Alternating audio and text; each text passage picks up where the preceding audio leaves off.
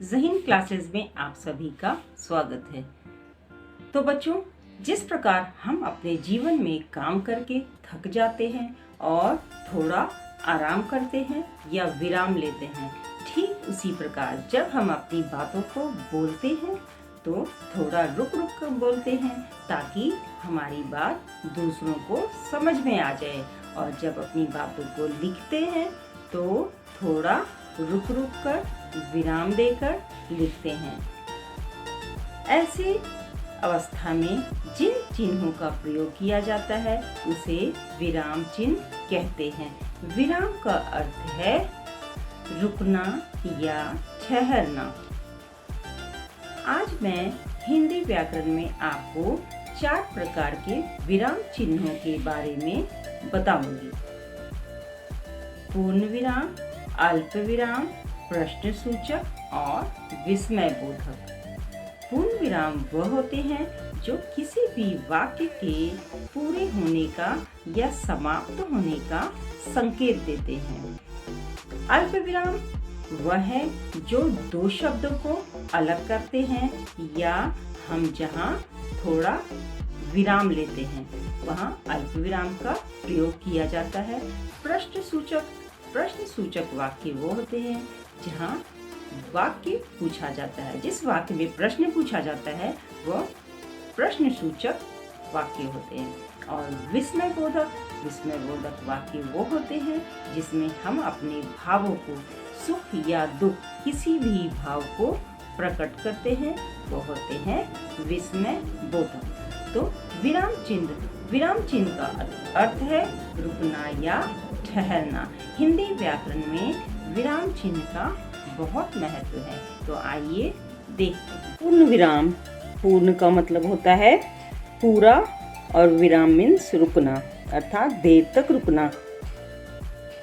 जिस वाक्य में हमारी बात खत्म हो जाती है या समाप्त हो जाती है, जहां हमारी बात खत्म हो जाती है वहां हम पूर्ण विराम का उपयोग करते हैं। जैसे बच्चे विद्यालय जा रहे हैं, यहाँ बात खत्म हो गई तो हमने पूर्ण विराम का अंत में प्रयोग किया है। और दूसरा उदाहरण देखिए, मैं पुस्तक पढ़ रही हूँ, यहाँ भी अंत में पूर्ण विराम का उपयोग किया गया है। अल्प विराम, अल्प मीन्स थोड़ी देर रुकना। उदाहरण है, मुझे आम, केला और सेब पसंद है। तो अल्प विराम में आप देख रहे होंगे कि आम और केला के बीच में अल्प विराम या कॉमा का प्रयोग किया गया है। ये 2 शब्दों को अलग करने के लिए भी प्रयुक्त होता है। दूसरा उदाहरण देखिए, जल्दी चलो शाम होने वाली है। यहाँ 2 वाक्यों के बीच में आप देखेंगे अल्प विराम का प्रयोग है। जल्दी चलो, यहाँ हमने चलो के साथ अल्प विराम का प्रयोग किया है। यहाँ हम थोड़ी देर रुकेंगे और शाम होने वाली है, यहाँ हमारी बात खत्म हो गई तो हमने लास्ट में पूर्ण विराम का प्रयोग किया है। तीसरा है प्रश्न सूचक। ऐसे वाक्यों में प्रश्न पूछा जाता है, तुम्हारा नाम क्या है? प्रश्नवाचक चिन्ह लगाया गया है। और दूसरा उदाहरण आप देखेंगे, आप कहाँ जा रहे हैं? चौथा है विस्मय बोधक। यहाँ हम अपने भावों को प्रकट करते हैं। वाह क्या खुशबू है। वाह के बाद विस्मय बोधक चिन्ह का प्रयोग है, अरे आपने तो पूरा काम पूरा कर लिया।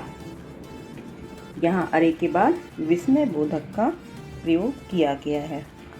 आशा है आप सभी को मेरा वीडियो पसंद आया होगा। मेरे साथ बने रहने के लिए मेरे चैनल को लाइक और सब्सक्राइब करना ना भूलें। धन्यवाद।